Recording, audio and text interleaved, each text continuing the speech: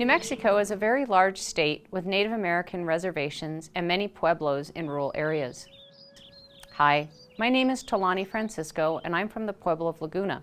The main purpose of the Lay Vaccinator program is to provide rabies vaccinations to tribal areas that do not have a ready access to a veterinarian.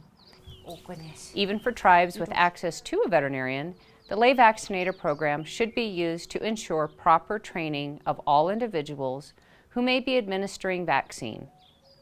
What we're trying to accomplish is to facilitate standardization of procedures among jurisdictions, thereby contributing to an effective national rabies control program. In the following videos, the Lay Vaccinator program will address key components of rabies prevention program, initial rabies vaccination, and booster vaccinations. It will also serve to assure, in absence of a veterinarian, that the vaccine administrator has been trained in vaccine storage, handling, administration, and in management of adverse events. In a perfect world, all animal clinics would look and function like this one, having complete control of the animals and keeping all vaccinations at the correct temperature is a must at this location.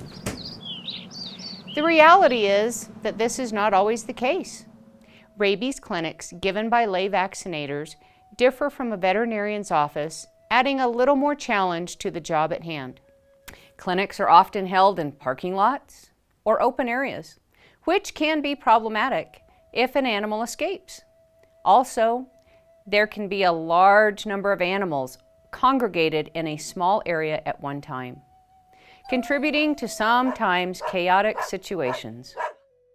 There is usually a lack of refrigerators, tables. You may not have tables to put animals on for injections or other lack of infrastructure. In many occasions, there is no way to control how many animals may arrive at any one time. For these reasons, when preparing to set up a rabies vaccination clinic or give rabies vaccinations, there are important steps a lay vaccinator must take into consideration. Are you using a 1 or 3-year vaccine? Check the label. Is the vaccine to be administered intramuscular or subcutaneously? Check the manufacturer's recommendations. Check the labels on the vials to make sure they have not expired. The age of the dog and cats. Rabies vaccinations should not be given before 12 weeks of age.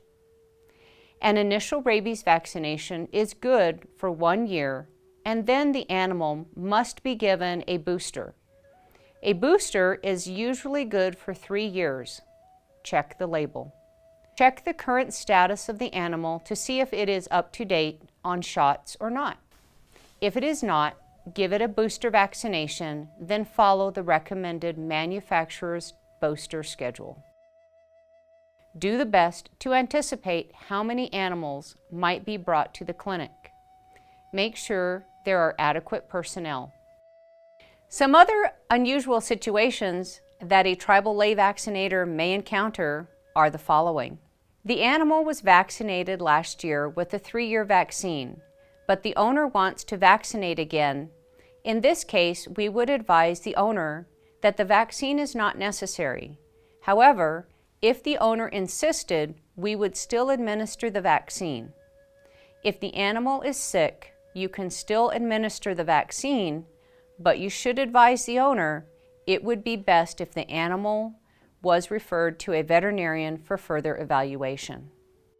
If an animal is under observation for rabies development, or if the animal is vicious and uncontrollable, a tribal lay vaccinator should decline to vaccinate the animal and refer it to a veterinarian's office. A tribal lay vaccinator's main job is to give rabies vaccinations and do it safely for both animal and for the person administering the vaccine. A lay vaccinator should not be doing anything that could be construed as practicing veterinary medicine. Thank you for listening, and thank you for getting involved and participating in such an important program.